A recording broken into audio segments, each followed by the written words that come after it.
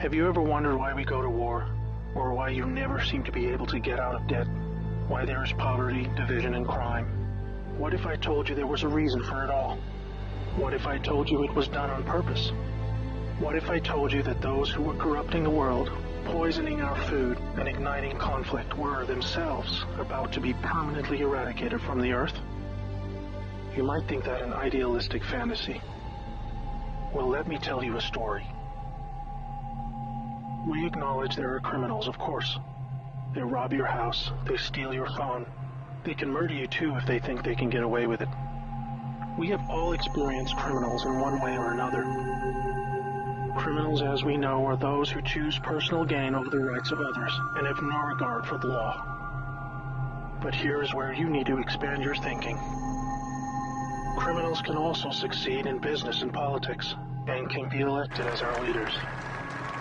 If a criminal became the president, imagine what they could achieve. They could use the full weight of their executive power to commit much larger crimes and ensure they and their friends were enriched to the fullest extent possible. A criminal president could create alliances with other criminal presidents and then collaborate on more global criminal activities. Anything goes. Drug running, human trafficking, whatever makes the big bucks.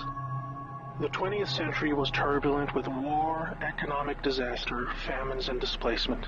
We have always accepted these things as just human nature, and simply the way the world works. Something inevitable, and due to the weaknesses of human nature that drive us to these actions. This is where we were all tragically wrong. You are not a criminal. I'm not a criminal. So how can we just assume that it is human nature that is driving all this pain and misery?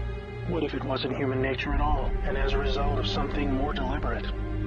We were taught that capitalism was the cause of a massive rich-poor divide and the reason for poverty, which in turn is the reason for war, crime, and starvation. Others were taught that communism